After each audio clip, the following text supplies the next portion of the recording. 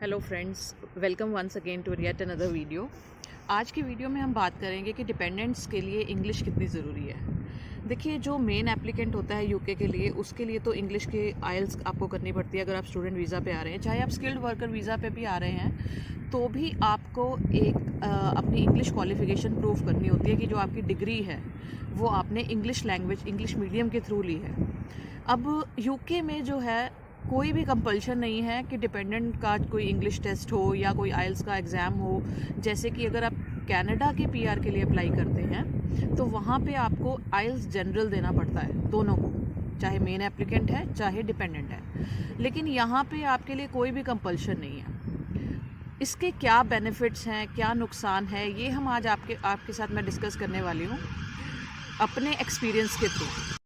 देखिए फ्रेंड्स, यहाँ पे मैं एक बात क्लियर करना चाहती हूँ कि ऑल्दो यूके ने कंपलसरी नहीं किया हुआ कि आप कोई इंग्लिश का एग्ज़ाम दें एज अ डिपेंडेंट। अगर आप आ रहे हैं मेन एप्लीकेंट के साथ, तो आपको इंग्लिश का एग्ज़ाम दें या कोई आपका कोई आइल्स का या किसी और तरीके से आपकी इंग्लिश क्वालिफिकेशन प्रूव की जाए। बट यहाँ पे उसके क्या ड्रॉबैक्स होंगे या क्या लिमिटेशंस आपके सामने आ सकती हैं, वो मैं आपको बताना चाहती हूँ अपने एक्सपीरियंस के थ्रू। तो सबसे पहले देखिए, हम यहाँ आके जॉब्स अप्लाई करते हैं। अब जॉब्स अप्लाई करने के लिए आपको क्या है, या तो आप एजेंसी के पास जाएंगे या आप ऑनलाइन अप्लाई करेंगे या आप डोर टू डोर जाएंगे। अब डोर टू डोर आप रिस्ट्रिक्टेड हो जाते हैं बिकॉज द रीज़न इज़ कि आप जो है सिर्फ़ और सिर्फ इंडियंस या पाकिस्तानीज़ या बांग्लादेश देशीज़ अपने भाइयों बहनों के पास जाते हैं। ऐसे में आप जो है फॉरेनर्स, यानी कि जो इंग्लिशमैन हैं, यहाँ के ब्रिटिशर्स जो हैं, उनसे आप जॉब नहीं मांग सकते या ले सकते, राइट? उनको अप्रोच नहीं कर सकते because they are basically English speaking people. And if you don't speak in English, that means you have a limitation that you won't be able to interact with the customers, right? आप customers के साथ बात कैसे करेंगे जब आप English ही नहीं बोल पाते, राइट? और रीजनल लैंग्वेजेस यहाँ पे ऐसा नहीं है कि चलती हैं बहुत ज़्यादा, राइट? अब सेकंड जो ऑब्लिगेशन आ जाती है, आप एजेंसी में जाते हैं, सपोज करिए। अगर आप एजेंसी में भी जाते हैं, वहाँ पे भी जब आपका थोड़ा सा भी अगर इंटरव्यू होता है, जो भी आपको बातचीत कन्वे करनी है, अगर आपको जॉब मिल भी जाती है, तो वर्क प्लेस पे भी तो आपको इंग्लिश की ज़रूरत पड़ेगी, चाहे वो फूड प्रोडक्शन है, चाहे वो कोई और जॉब है। और जो थर्ड पॉइंट आता है वो है कि अगर आप ऑनलाइन भी कोई जॉब अप्लाई करते हैं, अब यहाँ ऑनलाइन जॉब का भी देखिए, अगर आप कोई भी जॉब अप्लाई करते हैं, चाहे वो किसी स्टोर में अप्लाई करते हैं, ऑल्डी है, टेस्को है, या सेंसबरी है, या मॉरिसन है, कोई भी जॉब आप अप्लाई करेंगे तो वहाँ पे उनके अलग अलग स्टेजेस के राउंड्स होते हैं जो आपको क्लियर करने होते हैं। ऐसे में आपको क्या लगता है कि without English you can survive? Do you think it is possible? यहाँ तो एक्सेंट ही इतना डिफरेंट है कि जो इंग्लिश बोल लेता है इंसान अच्छे से, उसको एक्सेंट समझने में ही थोड़ा टाइम लग जाता है, और फ़ोन पे तो वो बिल्कुल ही नहीं समझ आता।